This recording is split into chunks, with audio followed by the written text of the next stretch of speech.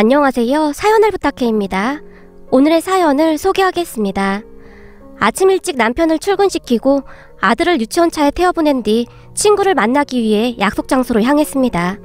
친구가 말해준 카페는 아주 외진 곳에 있었는데 굉장히 조용한 그런 카페였습니다.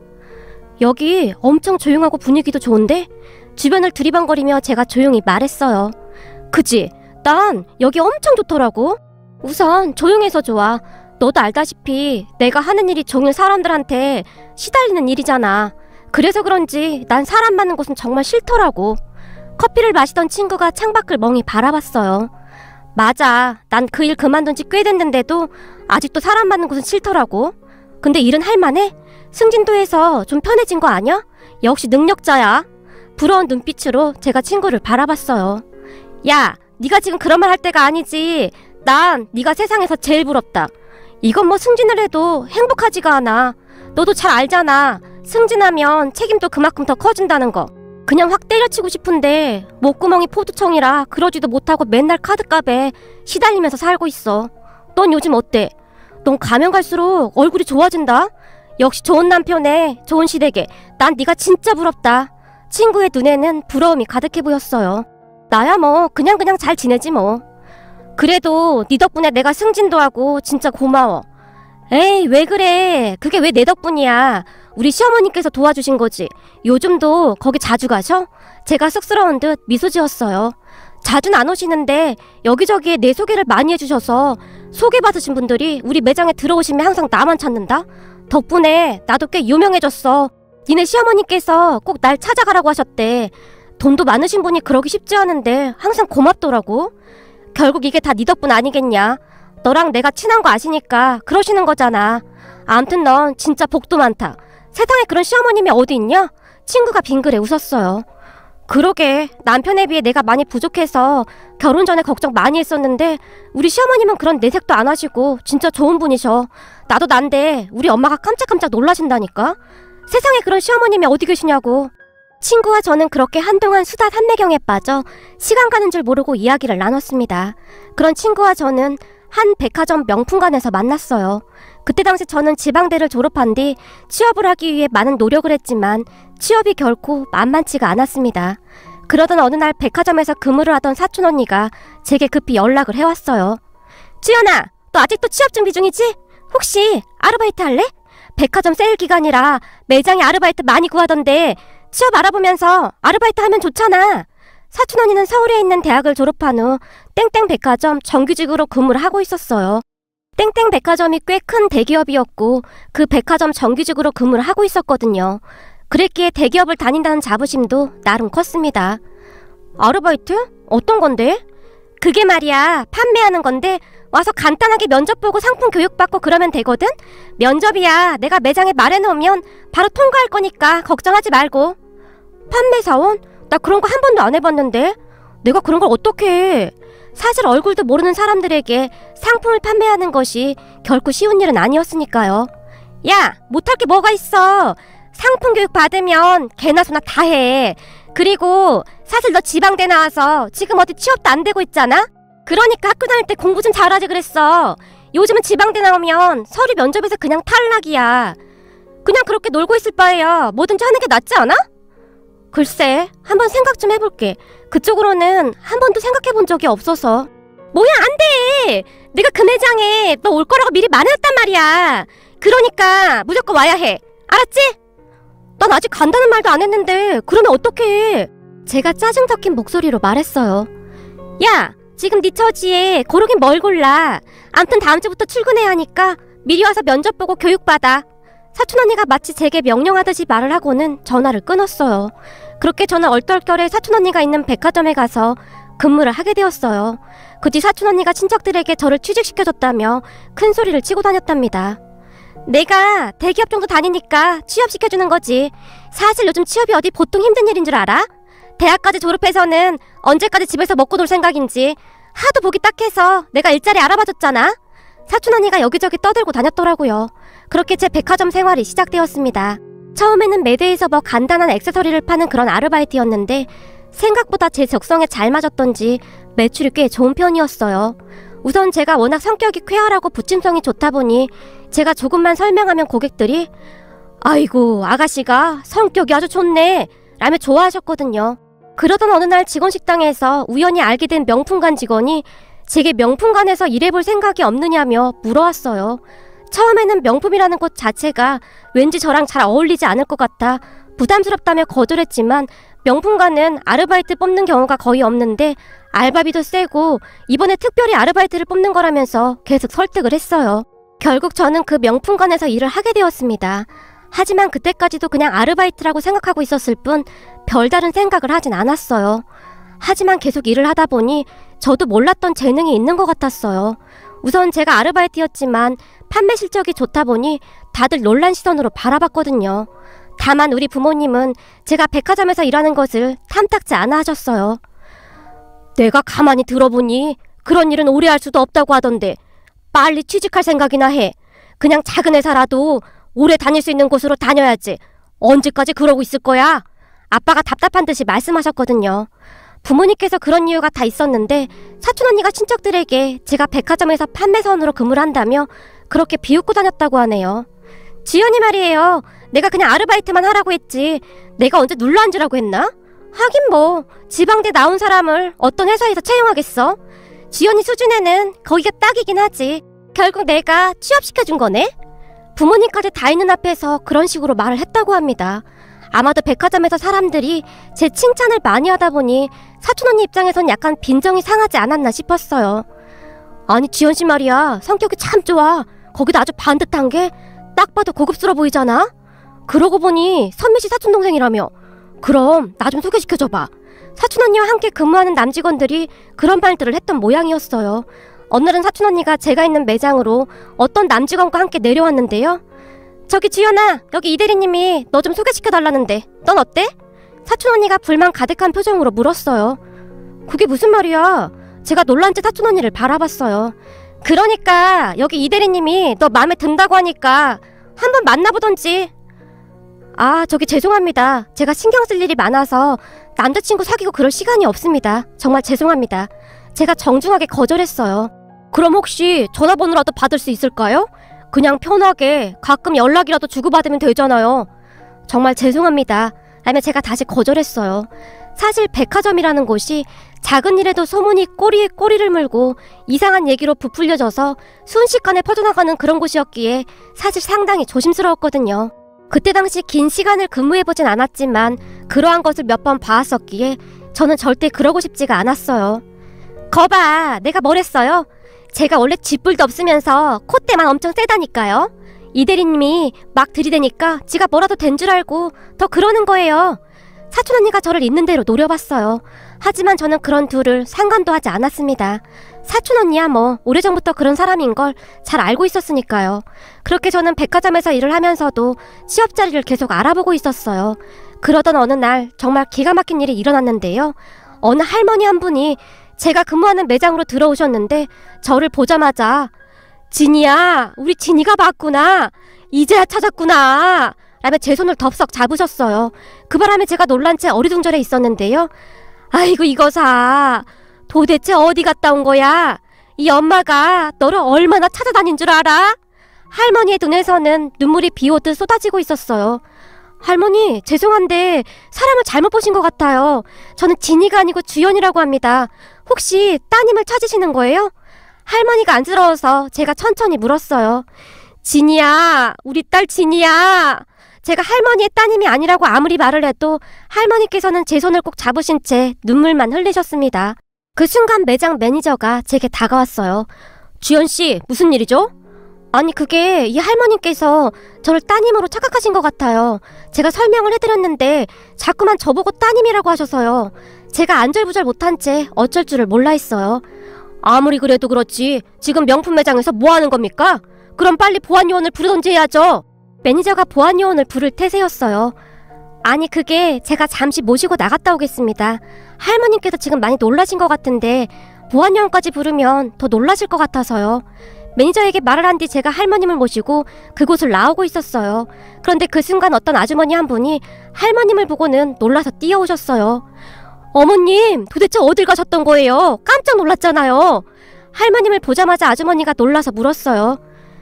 댁은 니시오? 할머니가 놀라서 아주머니를 바라보셨어요. 어머님, 저 어머님 며느리잖아요. 또 기억이 안 나시는 거예요? 일을 어째 그래? 아주머니가 안타깝다는 듯이 할머님을 바라보셨어요. 혹시 이 할머님 가족분이세요? 제가 아주머니를 바라봤어요. 네, 우리 어머니께서 치매가 조금 있으셔서 가끔 이러세요. 아까는 분명히 괜찮았는데 갑자기 사라지셔서 어찌나 놀랐는지 모르겠네요. 정말 감사합니다. 아주머니가 제게 감사 인사를 했어요. 아닙니다. 근데 할머님께서 많이 놀라신 것 같습니다. 그럼 저는 이만 가보겠습니다. 라며 제가 뒤를 돌아섰는데요. 진이야, 이 엄마 혼자 두고 어딜 가는 거야? 얼른 이리 와, 얼른. 할머니께서 제 옷자락을 잡고 늘어지셨어요. 어머님 진이라니요. 이 아가씨는 진이 아가씨가 아니에요. 저리가 이 나쁜 여편네야. 네가 뭔데 우리 진이 보고 아니라고 해. 할머님이 제 옷자락을 더욱 세게 잡으셨어요. 그 바람에 제가 당황한 채 발만 동동 구르고 있었는데요. 저기 미안한데 주차장까지만 같이 가줄 수 있을까요? 아주머니가 제게 부탁을 하셨어요. 아, 네, 알겠습니다. 근데 저희 매장 매니저에게 보고는 해야 할 것 같아서 전화 한 통화만 하겠습니다. 라며 제가 매니저와 통화를 하고 있었어요. 하지만 매니저가 제게 잔소리를 하기 시작했어요. 그럼 매니저에게 제가 정말 죄송합니다. 빨리 모셔다 드리고 오겠습니다. 라는 말을 하고 있었어요. 그런데 그 순간 아주머니가 제게 어떤 매장에서 근무를 하냐고 묻더니 저와 할머니까지 모시고 제가 근무하는 매장으로 들어가서는 정말 아무렇지도 않게 명품 몇 개를 사시고는 조용히 말씀하셨어요. 저기 여기 관리자분이 누구시죠? 네, 고객님. 제가 여기 매니저입니다. 지금 보시다시피 제가 상품을 조금 많이 사서 그런데 여기 이주연 씨한테 좀 들어달라고 부탁을 해도 될까요? 아주머니가 제 명찰을 보며 말했어요. 네? 아, 당연하죠. 이주연 씨, 고객님 도와드리고 오늘은 그냥 바로 퇴근하도록 해요. 매장 매니저가 갑자기 돌변한 채 말했어요. 네? 하지만 아직 퇴근 시간이 안 됐는데요. 괜찮습니다. 그러니까 고객님 상품 잘 들어다 드리세요. 아, 네, 알겠습니다. 그렇게 저는 얼떨결에 할머님의 손을 꼭 잡은 채 주차장으로 내려갔습니다. 그런데 제가 할머님을 차에 태워드리고 그만 올라가려고 했는데요. 진이야, 어딜 가는 거야? 엄마랑 같이 가야지. 할머니께서 눈물까지 흘리시며 제 손을 놓지 않으셨어요. 미안해서 어떡하죠? 저기 정말 미안한데 우리 집까지 같이 좀 가주면 안 될까요? 아주머니가 간절한 표정으로 바라봤어요. 네? 고객님, 정말 죄송한데 그건 조금 어려울 것 같습니다. 그렇죠. 내가 미쳤지. 여기까지 내려와 준 것만으로도 고마운 일인데 내가 워낙 경황이 없어서 잠시 정신이 나갔었나 보네요. 미안해요. 내가 우리 어머님 꼭 잡고 있을 테니까 아가씨는 그만 올라가 봐요. 하지만 할머니께서는 제 손을 절대 놓지 않으셨어요. 어머님, 이 아가씨는 어머님 딸이 아니에요. 그러니까 얼른 손 놓으세요. 그동안 우리 어머님께서 이러신 적이 한 번도 없었는데 도대체 왜 이러시는지 모르겠네요. 안타까운 듯 중얼거리시던 아주머니께서 어딘가로 전화를 하셨어요. 정훈아, 엄만데 잠깐 여기로 좀 올 수 있겠니? 오늘 할머니랑 외출을 했는데 오늘따라 할머니가 많이 이상하시네. 아까까지는 괜찮으셨거든. 그래서 바람 좀 쐴 겸해서 나왔는데 도저히 안 되겠다. 엄마는 운전을 해야 하는데 혹시나 할머니가 다치시기라도 할까봐 안 되겠어.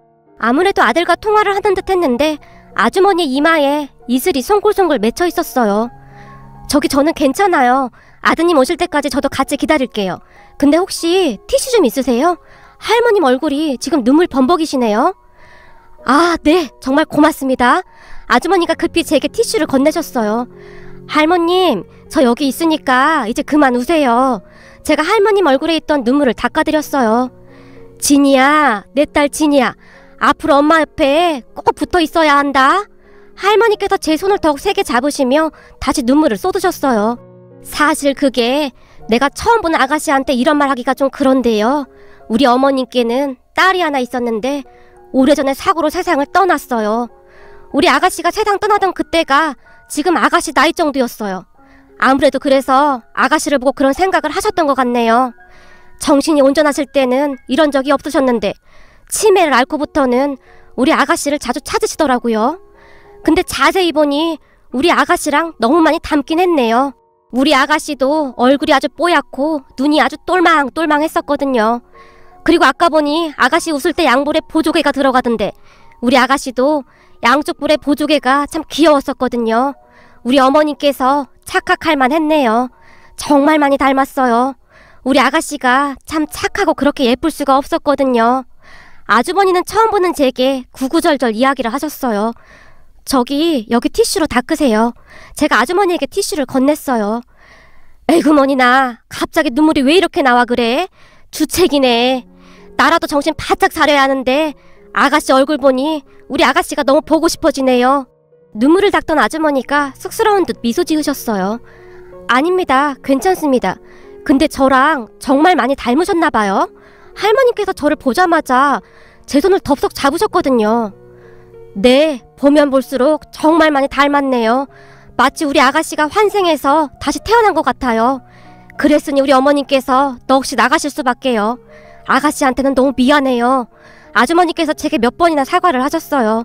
그런 아주머니는 예의 바르시고 참 좋으신 분 같았습니다. 특히나 치매에 걸린 시어머니를 살뜰히 챙기는 모습이 참 인상 깊었는데요. 그냥 딱 봐도 부잣집 사모님 같아 보였는데 그동안 백화점 일을 하면서 봐왔던 부자들과는 분위기가 사뭇 많이 달라 보였어요. 그렇게 얼마 뒤 아주머니의 아들이 주차장에 도착했어요. 엄마, 최 기사님은 어디 가시고 혼자 오셨어요? 최 기사님은 오늘 몸이 조금 안 좋다고 해서 하루 쉬시라고 했어. 그동안 최 기사님도 할머니랑 내 뒤 따라다니느라 좋은 고생하셨니? 근데 평소에 할머니께서 막 심하게 그러지 않는 분이신데 오늘은 왜 그러신 거예요? 글쎄 말이야, 저 아가씨가 네 고모랑 닮아도 너무 닮았지 뭐니? 그래서 어머님이 순간 놀라신 것 같아. 그 순간 아주머니 아들이 저를 바라봐서 제가 살짝 미소 지었는데요. 그렇긴 하네. 난 사진으로만 보긴 했는데 정말 많이 닮긴 했네요. 특히 보조개랑 눈이 정말 많이 닮았네요. 오늘 정말 고마웠습니다. 아주머니 아들이 제게 허리 숙여 인사를 했어요. 아닙니다. 저는 정말 괜찮습니다. 그럼 저는 이만 가보겠습니다. 그쯤에서 할머님께서 잠시 잠이 드셨기에 제가 급히 일하던 매장으로 돌아갔는데요.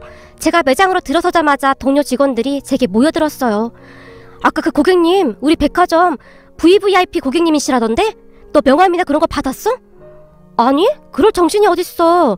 지금도 혼이 다 나간 것 같은데. 워낙 정신이 없었던지라 제가 푹 하고 한숨을 내쉬었어요.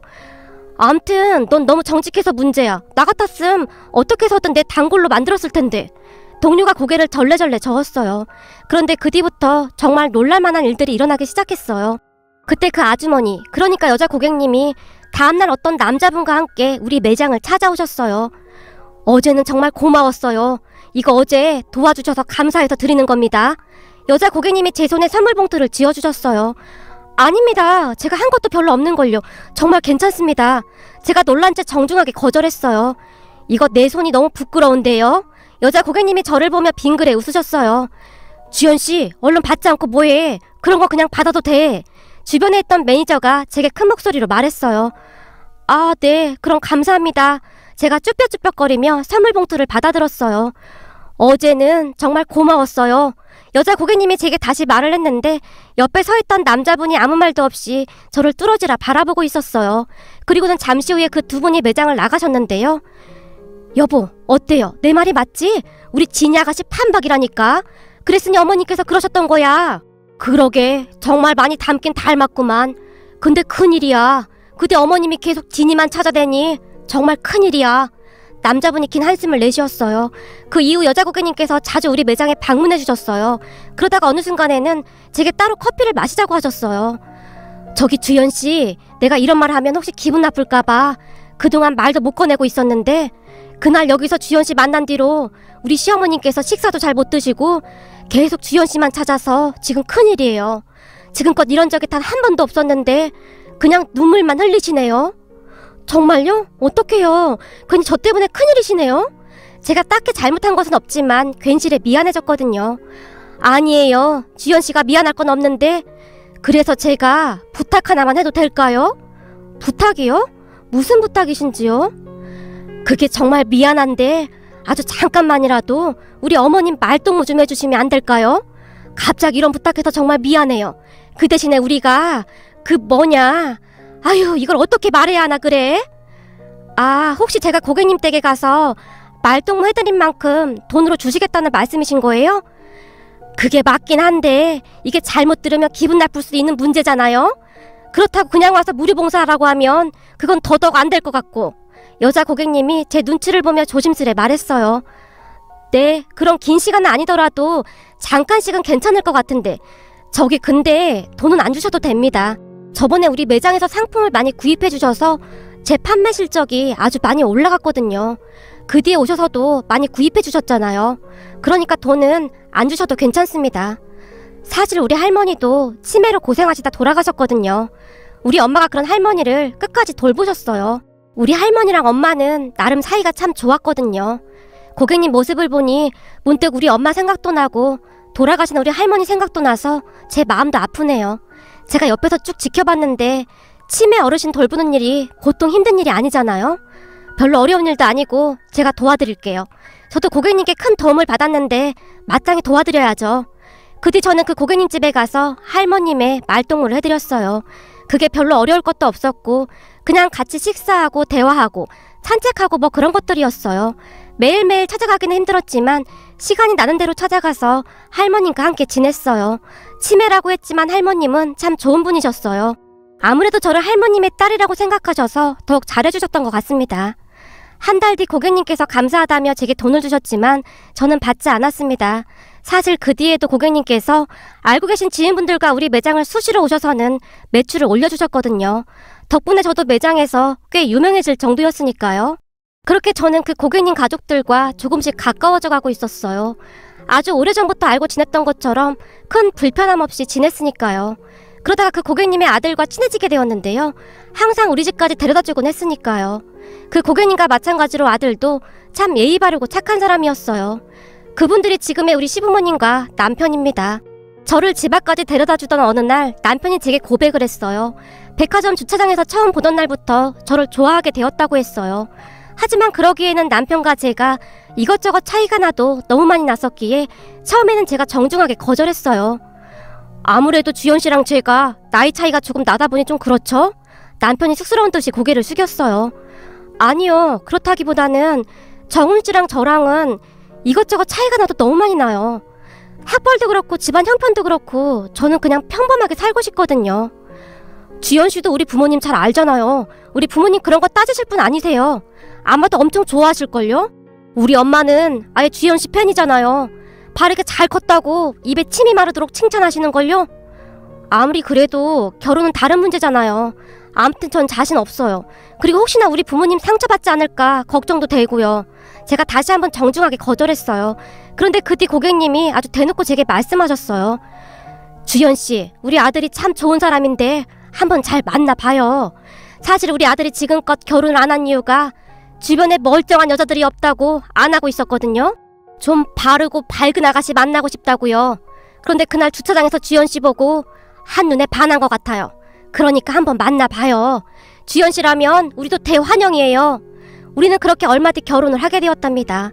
제가 결혼할 당시 친척들에게 남편도 소개시킬 겸 해서 친척들이 우리 집에 다 모였는데요. 왜? 지방대 출신이라 취업은 안 될 것 같으니까 그냥 취직하기로 했구만. 우리 부부를 보자마자 사촌언니가 비아냥거렸어요. 그게 뭐가 어때서? 주연이 신랑감 정도면 취직도 나쁘지 않지. 그러는 넌 정규직인가 뭔가랑 결혼했다가 그 꼴 난 거니? 네가 그렇게 자랑하던 대기업 정규직이라던 네 남편이 잘난 게 뭐가 있었어? 돈도 없는데 명품만 희감고 다니고 차도 빚까지 내서 수입차 몰고 다니고. 너도 똑같아 이거사. 그거 보고 돈 많은 줄 알고 혹해서 결혼했었잖아. 근데 알고 보니 빚만 천지에. 너 지금 졸지에 이혼녀 되게 생겼는데 지금 네가 누구 보고 그딴 소리를 해? 우리 주연이야. 예전부터 마음이 얼마나 예뻤니?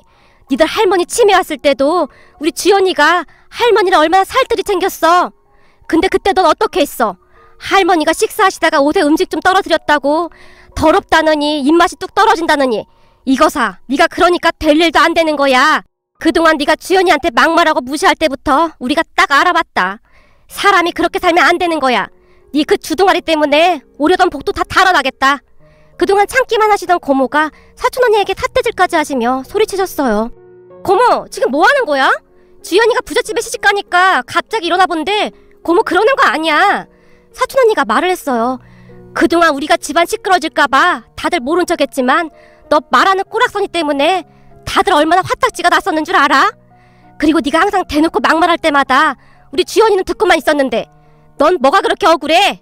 네가 다른 사람 상처 주는 말 하는 건 당연한 거고 다른 사람이 너한테 그런 말 하는 거 기분 나빠?